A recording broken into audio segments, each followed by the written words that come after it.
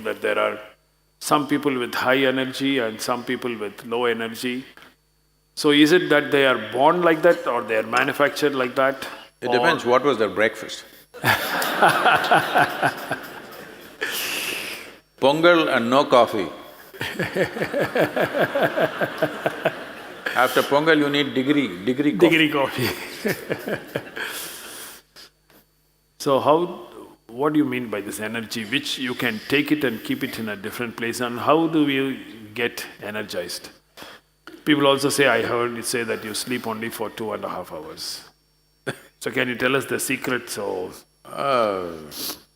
That was at one time. The first 25 years of my activity, on an average I slept 2.5 to 3 hours a day.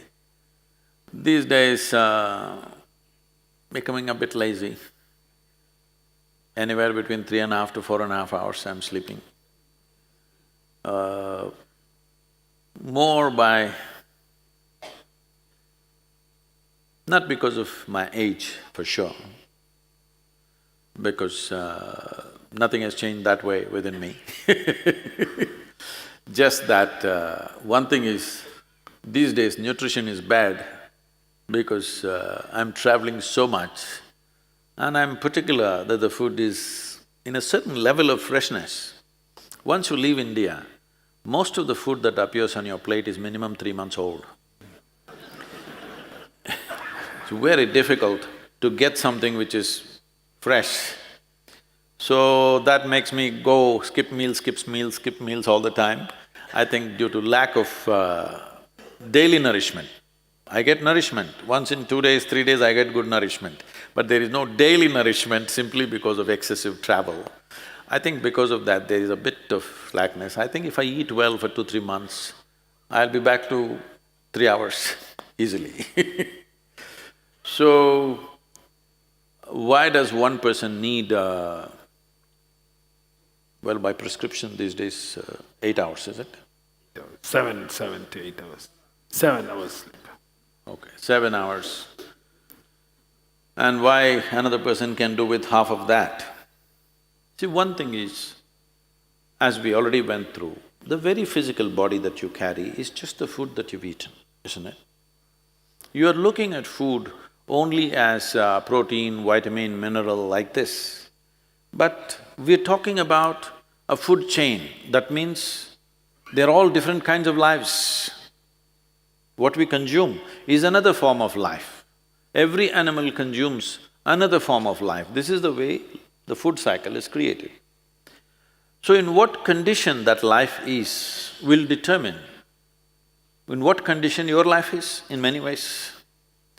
So if food appears in front of me, if I just look at it, people have prepared it with elaborate care. If I just look at it, I say no. People say, no, Sadhguru, this lady has brought it, she's a very good cook, she's very tasty. I just look at it and say no. Simply because it's not alive enough for me. It may be tasty, but it's not alive enough for me. If it's not alive enough, I will not consume. If you're just conscious of this one thing, you will see your sleep quota will go down. Another thing is, most people are eating at least 50%. 50% means 100% more than what they need to eat. Yes, you will do one thing, as an experiment, just try this. Whatever you're eating, cut it down by 50%. If you're eating, let's say, 2 kilograms of food, cut it down to 1 kilogram and eat variety of foods, you will see you will neither drop weight, nor will you become weak, nor will you become less energetic. Only thing that'll happen is, your sleep quota will go down. Because you're putting so much food to generate the same amount of energy, you're eating more by compulsion of liking the taste or simply by compulsion of filling yourself up. Now the body has to process so much food to create so much energy. This extra processing is taking a toll on the system. The amount of impurities that are there in the food will also determine how much inertia you generate in the body. Let's understand it this way, in terms of physical terms, what sleep means is inertia. Right now you're dynamic, this is life, inertia sets in. When inertia goes beyond a certain point, that's death. But sleep is a certain kind of death, but it is offering you rest. So restfulness is very important. What is being restful means is, if you sit here, if you are at total ease, you will see the body is naturally restful. Have you noticed on a particular day, you are very happy, on that day you don't need much sleep or food, have you noticed this? That's all you have to do. If you remain very joyful every moment of your life, the food will come down, sleep will come down naturally. So there are many aspects to this. Fundamentally, if you keep your life energies very exuberant, now you will see the sleep quota will naturally come down. To keep it exuberant, you should not be overladen. Largely, in the ashram, everybody, young people also, eat only 2 meals a day, 10 in the morning, 7 in the evening. Our activity exceeds most people's activity in the world, and we are 7 days, 365 days, we don't know what's a vacation, because we are enjoying what we're doing. We don't want a break. So, they never go on a vacation, there is no break, there's no Sunday, Monday nonsense, nothing, every day something is happening endlessly.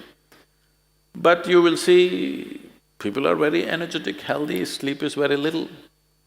So, energetically, a human being can be at different levels. Why this is important is, see, what we call as life is just a combination of two things, a certain amount of energy and a certain amount of time.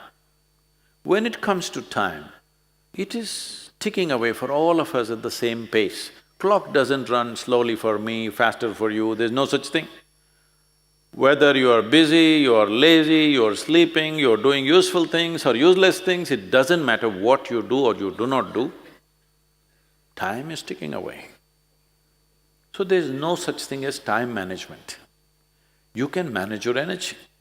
If you raise your energy to a higher pitch of intensity, what somebody does in 10 years, you may do it in 1 year.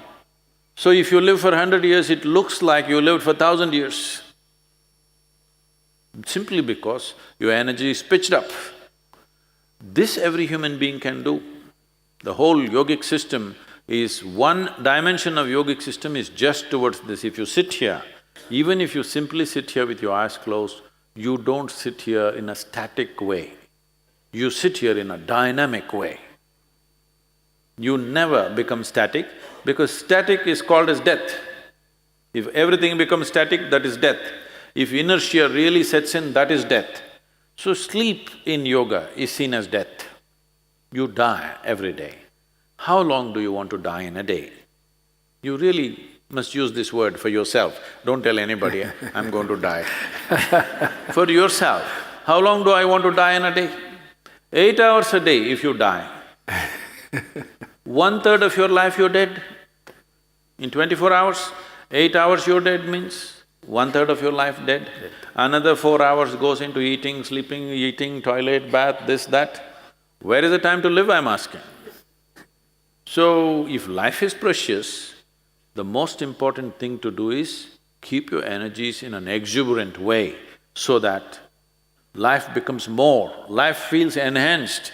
Because you cannot enhance time, maybe you can live a few years longer, but you can't slow down time for yourself. Do what you want. Do whatever you want, time keeps rolling.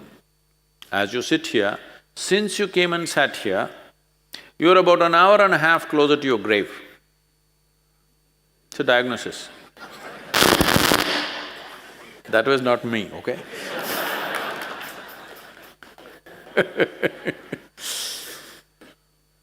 So, this is very important because one dimension of what we call as life, which is time. See, in Tamil language, this is very good. When somebody dies, we don't say he is dead, we say kalamaitanu. Simply means his time got over. Perfect description, isn't it? All that happened is time got over. So time is getting over as you sit here, yes or no? Hello? Those immortal beings, I'm asking you. Time is getting over. As you sit here, it's going away. So the only thing we can manage is, how intense is my life energy? For this, we have a whole lot of systems.